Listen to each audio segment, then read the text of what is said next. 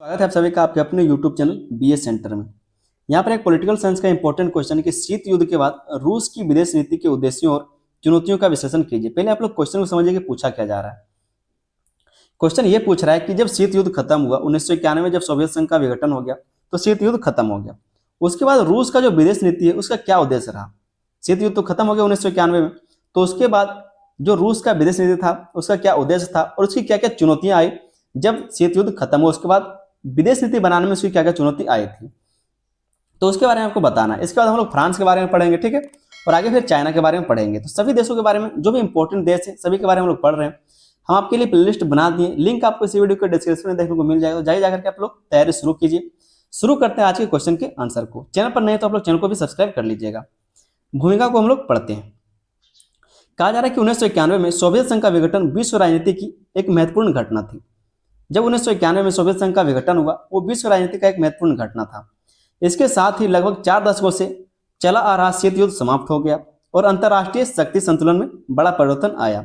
और जो अंतर्राष्ट्रीय शक्ति संतुलन था उसमें बड़ा परिवर्तन आया, क्योंकि पहले जो था वो सिर्फ अमेरिका और सोवियत संघ के पास पावर था, लेकिन जब सोवियत संघ का विघटन हुआ उसके बाद पूरा पावर जो सिर्फ अमेरिका के पास रहा।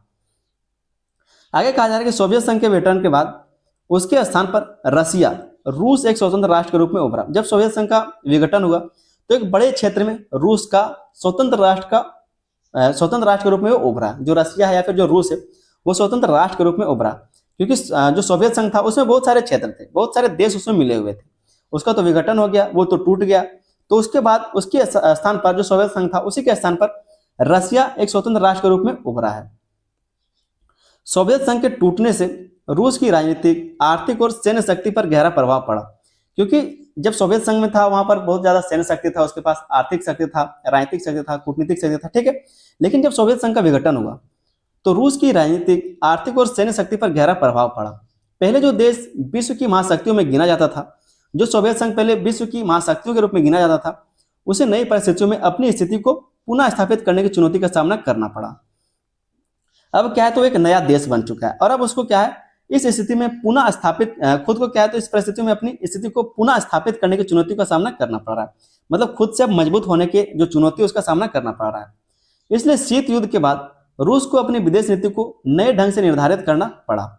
और इसलिए कहा जा रहा है कि जब शीत युद्ध खत्म हुआ उसके बाद रूस, क्योंकि एक नया राष्ट्र बना था उस टाइम, तो अपनी विदेश नीति को नए ढंग से निर्धारित करना पड़ा था, ताकि वो अपने राष्ट्रीय हितों की रक्षा कर सके और विश्व राजनीति में प्रभावशाली भूमिका निभा सके, ताकि वे क्या करे, अपने राष्ट्रीय हितों की रक्षा भी कर सके और विश्व राजनीति में प्रभावशाली भूमिका भी निभा सके। तो ये हमारा कुछ छोटा सा एक भूमिका होगी। आगे हम लोग यहाँ से देखेंगे कि शीत युद्ध के बाद रूस का विदेश नीति का क्या उद्देश्य रहा था, किन उद्देश्यों का इसने पालन किया है, ठीक है।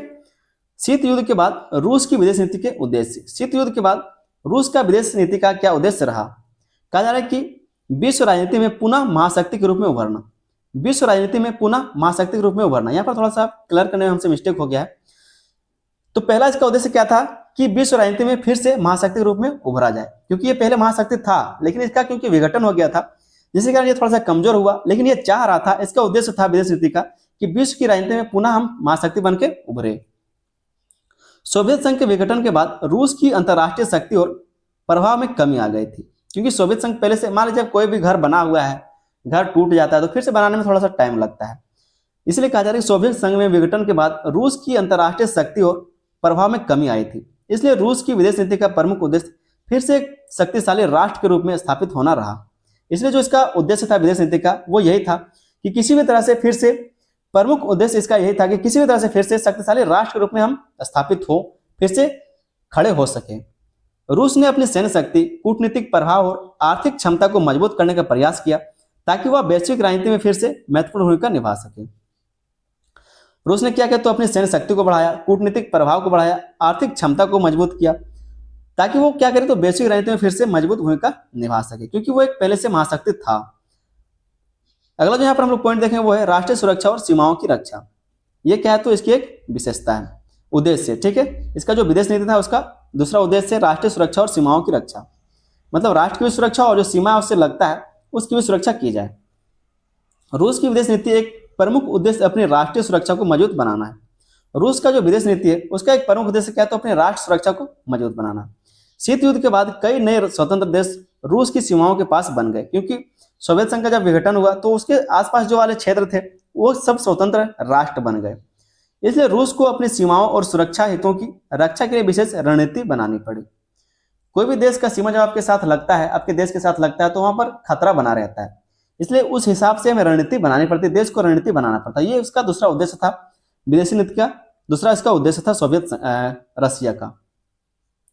तीसरा जो इसका उद्देश्य था वो था पूर्ण सोवियत क्षेत्रों पर प्रभाव बनाए रखना। जो पूर्ण सोवियत संघ था उस पर प्रभाव बनाए रखना। जैसे इसका क्षेत्र कौन सा था? यूक्रेन था, कजाकिस्तान था, बेलारूस था, ठीक है, उज्बेकिस्तान था। तो ये जो क्षेत्र थे और भी बहुत सारे क्षेत्र थे, तो उस क्षेत्र पर अपना जो कंट्रोल है, जो प्रभाव बनाए रखना। ऐसा नहीं कि वो स्वतंत्र हो गया तो उसको छोड़ दिया जाए, उस पर प्रभाव बनाए रखना, क्योंकि वो आखिर था तो अपना ही। तो इसलिए कहा जा रहा है पूर्व सोवियत क्षेत्रों पर प्रभाव बनाए रखना। ये इसका उद्देश्य था, विदेश नीति का इसका उद्देश्य था। सोवियत संघ के विघटन के बाद कई नए देश जैसे कि यूक्रेन, बेलारूस, कजाकिस्तान, ठीक है, उज्बेकिस्तान स्वतंत्र हो गए। रूस की विदेश नीति का उद्देश्य इन पड़ोसी देशों के साथ घनिष्ठ संबंध बनाए रखना और इन देशों में अपना राजनीतिक तथा आर्थिक प्रभाव बनाए रखना रहा है। इसका उद्देश्य रहा है कि जो हमारे देश थे पहले से, उनके ऊपर हम लोग क्या करें, जो उसके साथ क्या करें, तो संबंध, जो घनिष्ठ संबंध हमारा वो बना ही रहे, और उन क्षेत्रों में अपना जो राजनीतिक हो या फिर जो आर्थिक प्रभाव बनाए रह जाए, ठीक है। तो इस तरह से उसका उद्देश्य रहा है। अगला इसका उद्देश्य वो है अंतरराष्ट्रीय संगठनों में प्रभाव बढ़ाना। अंतरराष्ट्रीय संगठनों में प्रभाव बढ़ाना। रूस ने वैश्विक मंचों पर अपनी भूमिका को मजबूत करने का प्रयास किया है। वैश्विक मंचों पर अपनी भूमिका को मजबूत करने का प्रयास किया है। आज अगर आप रूस को देखेंगे तो बहुत ही मजबूत देश ये बन चुका है। उदाहरण के लिए यूनाइटेड नेशन, जो संयुक्त राष्ट्र संगठन है, की सुरक्षा परिषद में रूस अस्थायी सदस्य है। यहाँ पर क्या है, तो ये रूस जो है वो एक अस्थायी सदस्य है, जिससे उसे अंतर्राष्ट्रीय निर्णयों में महत्वपूर्ण भूमिका निभाने का अवसर मिलता है। क्योंकि ये भी एक शक्तिशाली देश है। इसका विदेश नीति इस तरह से डिजाइन किया गया, बनाया गया, इस तरह से इसका उद्देश्य रहा, इस तरह से इसका कह सकते हैं कि महत्व रहा, कोशिश रहा, प्रयास रहा कि इसने क्या किया, फिर से वही स्थान प्राप्त कर लिया जो इसका पहले से था। अगला जो पॉइंट इसमें लिखा हुआ जो इसका उद्देश्य रहा है वह आर्थिक विकास और व्यापारिक संबंधों को बढ़ावा देना। आर्थिक विकास और व्यापारिक संबंधों को बढ़ावा देना। रूस की विदेश नीति का एक महत्वपूर्ण उद्देश्य आर्थिक विकास को बढ़ावा देना भी है। रूस ने विभिन्न देशों के साथ व्यापारिक समझौते किए हैं।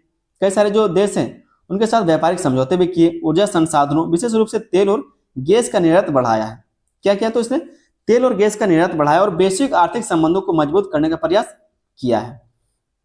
तो आर्थिक विकास और व्यापारिक संबंधों को बढ़ावा देना इसका एक उद्देश्य रहा है, इसके विदेश नीति का एक उद्देश्य रहा है।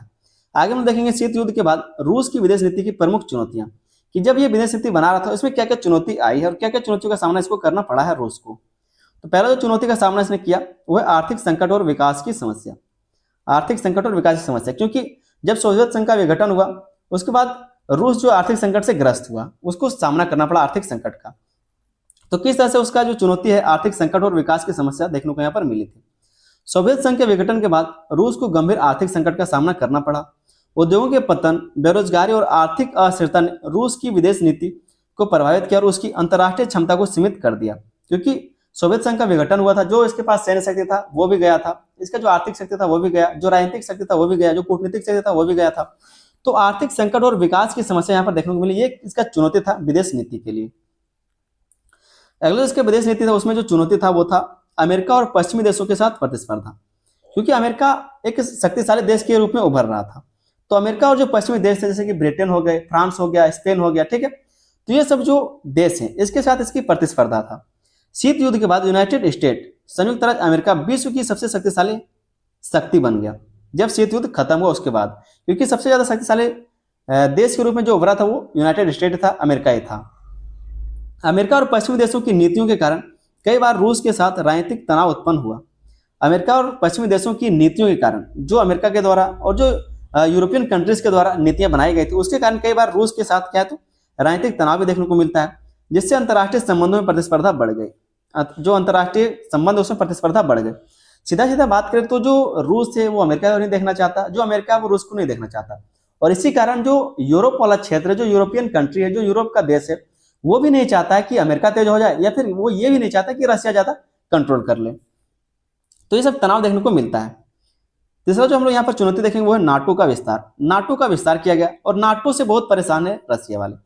शीत युद्ध के बाद नॉर्थ अटलांटिक ट्रीटी ऑर्गेनाइजेशन, जिसको बोलते हैं नाटो, उत्तरी अटलांटिक संधि संगठन का विस्तार पूर्वी यूरोप के देशों तक हो गया। जो पूर्वी यूरोप का देश है, ठीक है, तो वहां तक नाटो का विस्तार हो गया। रूस इसे अपनी सुरक्षा के लिए खतरा मानता है क्योंकि नाटो के कई सदस्य देश अब रूस की सीमाओं के काफी निकट आ गए हैं। यही हुआ है यूक्रेन के साथ। ठीक है, यूक्रेन क्योंकि रशिया के साथ सटा हुआ है और नाटो का सदस्यता वो चाहता है, वो नाटो का सदस्य बनना चाहता है, और रशिया यही इसी चीज के लिए वो मना कर रहा है कि अगर तुम नाटो में जाएगा, नाटो का सदस्य बनेगा, तो नाटो वाले जो देश हैं, जो अमेरिका है, वो अपना सैन्य अड्डा यहाँ पर बना सकता है, क्योंकि नाटो का जो सदस्य है उसमें ये तो समझौता हुआ है कि जो भी इसका सदस्य रहेगा तो एक दूसरे के क्षेत्र में वो क्या करें, सैन्य अड्डा बना सकता है।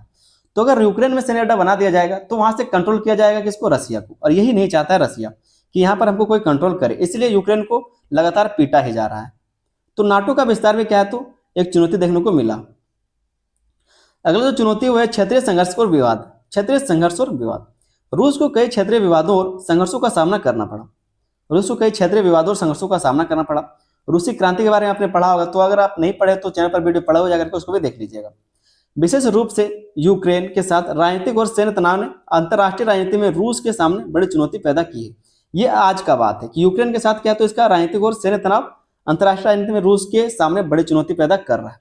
लेकिन इससे पहले रशिया के अंदर भी बहुत सारे क्या तो युद्ध हुए हैं, गृह युद्ध हुए हैं। ठीक है, तो उसको भी आप लोग देख लीजिएगा एक बार।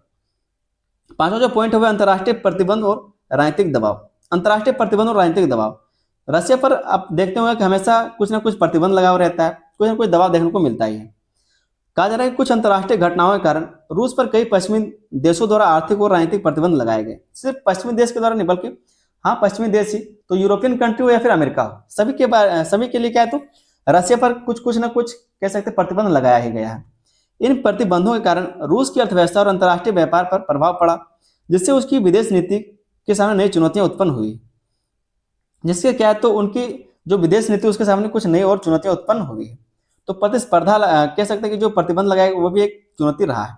आगे दोस्तों एक छोटा सा निष्कर्ष हम लोग लिखेंगे कि शीत युद्ध के बाद रूस की विदेश नीति का उद्देश्य अपनी शक्ति को पुनः मजबूत करना और राष्ट्रीय हितों की रक्षा करना रहा है, जबकि आर्थिक संकट, अंतर्राष्ट्रीय प्रतिस्पर्धा और क्षेत्रीय संघर्ष उसके सामने प्रमुख चुनौतियां बने हुए हैं। तो इस तरह से आप लोग छोटा सा निष्कर्ष जरूर लिख दीजिएगा। ये हमारा रूस वाला क्वेश्चन था। आगे हम लोग फ्रांस के बारे में जानेंगे और फिर चाइना के बारे में पढ़ेंगे। ठीक है, तो 3 क्वेश्चन और रह गया आपका, 3 क्वेश्चन बहुत जल्द करा दिया जाएगा, वो भी आपका प्लेलिस्ट में ऐड करा दिया जाएगा। ठीक है, तो आप लोग प्लेलिस्ट का लिंक यहीं से देख सकते हैं कि आपका जो डिस्क्रिप्शन है वीडियो का वहां पर मिल जाएगा, जाकर के चेक कीजिए, सारे वीडियोस को देखिए, अपने दोस्तों में शेयर भी कीजिए।